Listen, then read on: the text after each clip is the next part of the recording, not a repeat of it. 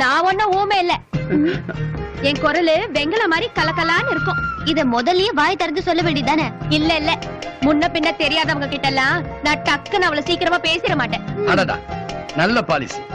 சரி சரி, நீங்க பேசாட்டி பரவாயில்ல, வந்து வண்டியில ஏறுங்க.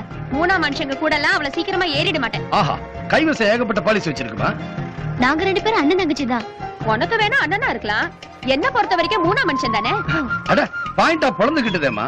சும்மா அடம் பிடிக்காதீங்க. ஊரு போய் சேரணும்னா இன்னும் 4 கிலோமீட்டர் நடக்கணும். என் உடம்புல தெம்பு இருக்கு, இன்னும் 24 கிலோமீட்டர் வேணாலும் நான் நடப்பேன். சரியான மிளகா வியாபாரி பொண்ணு போல இருக்கு, காரசாரமா பொறிஞ்சு தள்ளுறாங்க. சரி விடுமா, கொஞ்சம் தூரம் போனா கரும்பு காடு வருது, அங்க பொறுக்கி பசங்க சாராயம் காய்ச்சி குடிச்சிட்டு சீட்டு விளையாண்டுகிட்டு இருப்பானுங்க. 4-5 நாளைக்கு முன்னாடி 50 வயசு கிழவின்னு கூட பார்க்காம கைய பிடிச்சி இழுத்துட்டானுங்க.